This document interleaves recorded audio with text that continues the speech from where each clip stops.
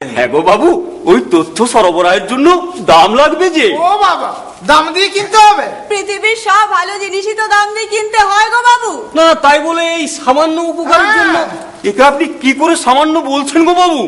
যা আপনার জীবনে বিরাট একটা পরিবর্তন এনে দেবে তা কি আর সামান্য হয় গো বাবু? অন্যদিকে এর জন্য যা মূল্য নির্ধারণ করা হয়েছে তাই সামান্য। অর্থাৎ সামান্য কিছু দিয়ে এক সুন্দর বিশ্বাস্য ভবিষ্যৎকে কিনে নেওয়া, তাই না গো বাবু? কিন্তু না না না, এর মধ্যে আর কোনো কিন্তু নেই। মাগ না পেয়ে পেয়ে আমাদের আদতটা খারাপ হয়ে গেছে।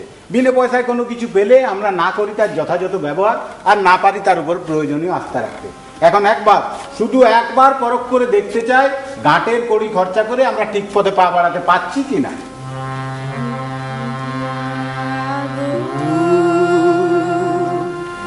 তুমি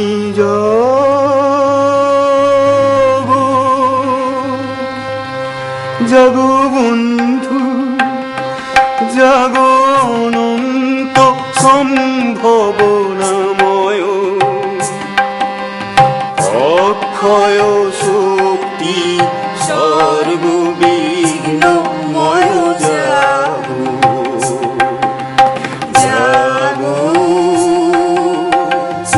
তুমি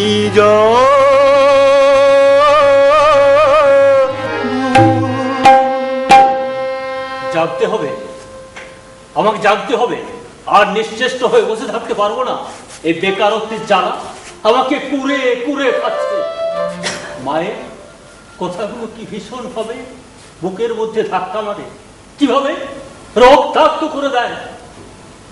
খোকা, আমরা তো মুখের দিকে চেয়ে বেঁচে আছি বাবা, একটা কিছু কর। ভাগো মা, এই একটা কিছুর সন্ধানে আমি পাগলের মতো দিন রাত ঘুরেছি, পাইনি মা। আজ আজ আমার সন্ধান এক নতুন দিশা পেয়েছে। মুশকিল ভাই, আসান ভাই, বলো কোথায় গেলে পাবো তথ্য মিত্রের দেখা? তোমার গ্রাম পঞ্চায়েত কার্যালয়ে যাবো বাবু, সেখানেই মিলে যাবে তোমার অজানা সব তথ্য। সেখান থেকে বেছে নাও তোমার পথ, জেনে নাও তোমার কি করণীয়। নতুন এক পাওয়ার আনন্দে নিজেকে ভীষণ হালকা মনে হচ্ছে। মুশকিল ভাই, আসান ভাই, আমি চললাম ওই তথ্য মিত্র কেন্দ্রে।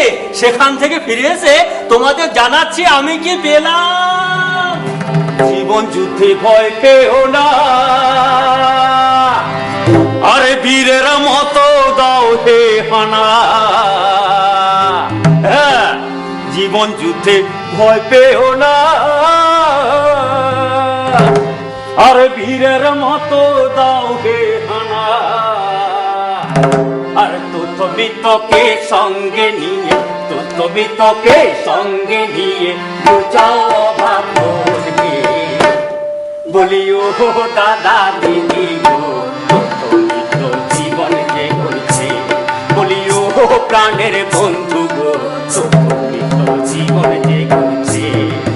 জীবন যুদ্ধে ভয় পেও না, তীরের মতো দাও হে হানা। আর তথ্যবিদকে সঙ্গে নিয়ে, তথ্যবিদকে সঙ্গে নিয়ে যাও ভাবকে, বলিও দাদা দিদি গো, তথ্যবিদ জীবনে যে করছে, বলিও প্রাণের বন্ধু গো, তথ্যবিদ জীবনে যে করছে। করতে হবে, না করলে যে বাঁচাও নেই। ওই পুরনো পদ্ধতিতে আর চলবে না। পুরনোর সাথে নতুন নতুন প্রযুক্তির মেল ঢুকিয়ে কৃষিতে বিপ্লব আনতে হবে। জমিতে এমন এমন ফসলের চাষ করতে হবে যেগুলোর বাজার আছে। প্রশিক্ষণ নিয়ে নিজেকে যুগের উপযোগী করে নিতে হবে। মুশকিল ভাই, হাসান ভাই, তোমরা বুঝতে পারবে না অভাবের সংসারে একটু বাড়তি অর্থের সংস্থান কিভাবে সব কিছু পাল্টে দিতে পারে। গত পুজোয় ছেলেটা আমার একটা নতুন জামার জন্য বায়না ধরেছিল। এই অপদার্থ অকর্মণ্য বাবা ছেলেটাকে একটা জামা দিতে পারেন, ছেলেটাকে একটা জামা দিতে পারেন।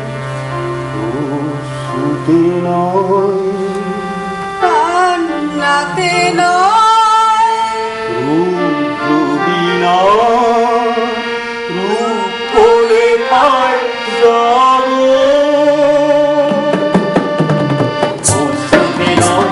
জন্মতে নয়,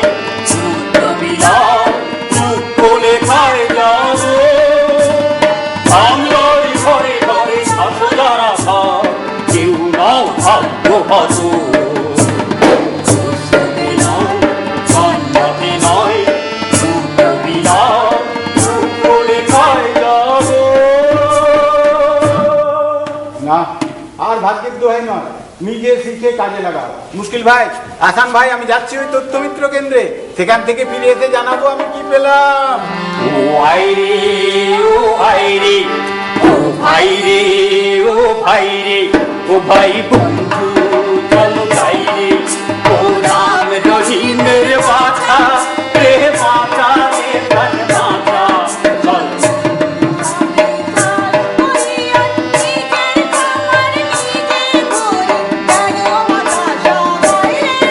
ও ভাই রে, ও ভাই রে, ও ভাই রে, ও ভাই রে, ও ভাই বন্ধু চলো যাই রে, ও রাম রহিমের বাছা রে, বাছা রে প্রাণ বাছা চল।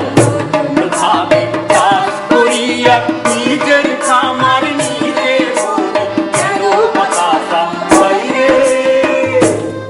না, বাঁচার মতো বাঁচতে জীবনে হতাশাকে জায়গা ছেড়ে দিলে চলবে না। গরিব মানুষের জন্য সরকারের এত এত পরিকল্পনা আছে, আমরা আমরা খবর রাখি না, তাই হতাশার অভাবের যন্ত্রণায় কেমনই কুকড়ে যায়। যেখানে যেখানে কন্যা সন্তানকে মায়ের গর্ভে মেরে ফেলার এক ন্যাক্কারজনক খেলা চলছে, সেখানে আমার দুটো কন্যা এই পৃথিবীর আলো দেখেছে। অভাবের যন্ত্রণায় কষ্ট পেয়েছি, কিন্তু কিন্তু বিশ্বাস করুন, তারা যখন ওই ছোট্ট দুটো হাত দিয়ে আমার গলা জড়িয়ে ধরে বাবা বাবা বলে চিৎকার করে ডাকে, তখন তখন আমি ভুলে যাই যে আমি একদিন আনি দিন খাই মানুষ। বাঁচাতে হবে, যে কোনো মূল্যে ওদের বাঁচাতে হবে। তথ্যমিত্র, তুই আমাকে জানাও কোথায় গেলে পাবো ওই কন্যা সন্তানের ভবিষ্যৎ মঙ্গলের জন্য না সরকারের ওই বিধি ব্যবস্থাগুলো। মাগো ভাবনা কেন, আমরা তোমার দীক্ষাপ্রাপ্ত ভদ্র ছেলে, ঘরে কন্যাইলে পেতে তারে রাখতে জানি, তোমার ভয় নেই মা, আমরা কন্যা যত্ন নিতে জানি।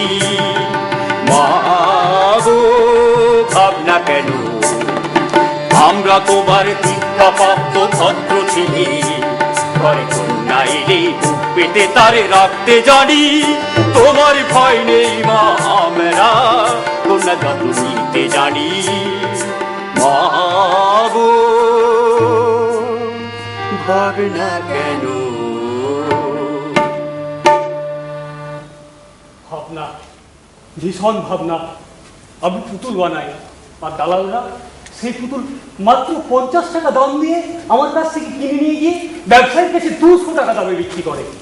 আমার পরিশ্রমের দাম আমি পাই না, পাশের থেকে নেপই দই মারে। অথচ অথচ আমি যদি আমার তৈরি পুতুলগুলো সরাসরি ব্যবসায়ীর হাতে তুলে দিতে পারতাম, আরো 150 টাকা আমি বেশি পেতাম। সেসব ব্যবসায়ী ঠিকানা আমাদের কেউ জানায়নি, কেউ ডেকে আমাদের ফুল সূত্রে দেয়নি। আমি শিল্পী, এতে আমার শিল্পী সত্তা চরিতার্থ হতো। অন্যদিকে কিছু বাড়তি টাকাও আবার আবার দুঃখের সংসারে হাজার পর বাতি জ্বলে উঠতো। আমি যাচ্ছি মুশকিল ভাই, আমি তথ্যবিত্তর কাছে জানতে যাচ্ছি আসান ভাই, আমার সাফল্যের চাবিকাঠিটা কোথায় আছে।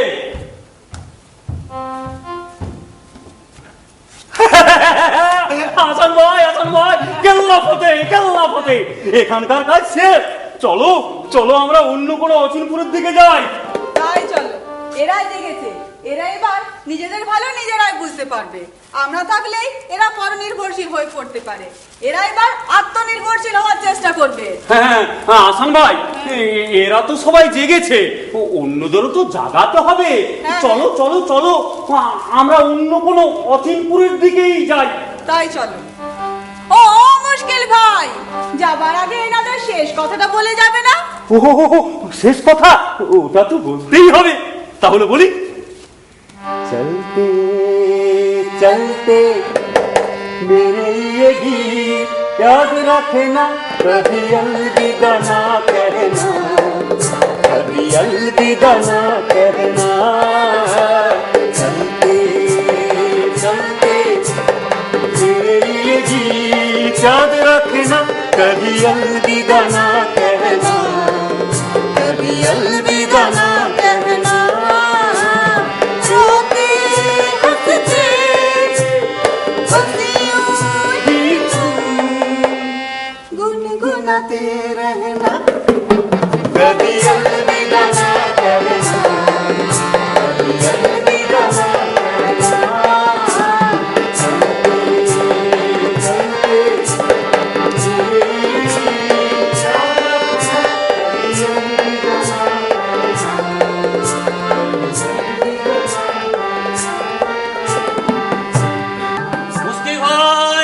ভাই, এই দেখো পেয়ে গেছি, লিখে নিয়েছি।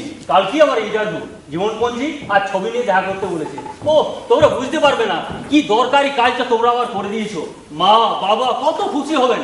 কিন্তু কি আশ্চর্য, এতদিন এসবের আমরা কিছুই জানতাম না। এই বুঝলে মুশকিল ভাই? মুশকিল ভাই, ও মুশকিল ভাই, আসান ভাই, মুশকিল আসান হয়ে গেছে। ঠিক যা চাইছিলাম সেটাই পেয়ে গেছি। এখন এইসব সংস্থাগুলোর সাথে যোগাযোগ করতে পারলেই কেল্লা পথে নতুন প্রযুক্তির প্রয়োগে নতুন ধরনের চাষ। বুঝলে মুশকিল ভাই, তোমরা যে উপকারটাই না করলে। এ কি পেয়ে গেছি মুশকিল ভাই। এই দেখো, জাতীয় মাতৃত্বজনক সহায়তা প্রকল্পে সব কিছু এখন আমার হাতে। অবশ্য এতে আমার কিছু লাভ হলো না। যারা এখন গর্ভবতী তারা সহায়তার জন্য আবেদন করতে পারবেন। ও কি যে আফসোস হচ্ছে না, আগে জানলে আমিও কিন্তু এই সুযোগটা নিতে পারতাম। কিন্তু সে যাই বল, এই তথ্যমিত্র না সত্যি খুব কাজে লাগবে। আমি বুঝলে আসল ভাই, আমি তো একেবারে সকলকে দারুন দারুন দারুন। আর দালালের পরোয়া করি না, একেবারে সরাসরি ব্যবসায়ীদের মাল বেচবো। শিল্পী থেকে ব্যবসায়ী ফাটাফাটি ব্যাপার। পুতুলের ব্যবসা করে এমন ব্যবসায়ী নাম ও ঠিকানা সব লিখে দিয়েছি। এবার শুধু যোগাযোগ। মনে হচ্ছে বেঁচে গেলাম, বুঝলে মুশকিল।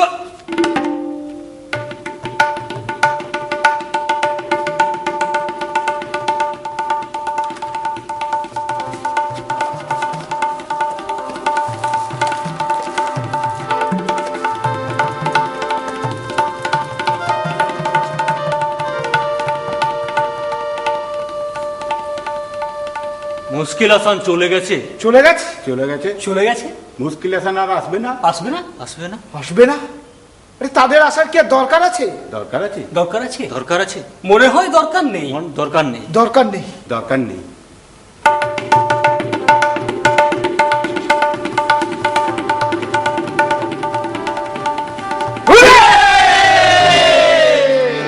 আরে আমরাই তো মুশকিল হাসান হয়ে গেছি। আমরাও তো তথ্যমিত্রের কথা মানুষের কাছে জানাতে পারবো। আরে আমাদের ভূমিকাটা না আমরা জেনে গেলাম। চলো চলো চলো, গণজাগরণ মন্ত্র শুরু করি। চলো চলো চলো। জীবন গড়ার নতুন তালে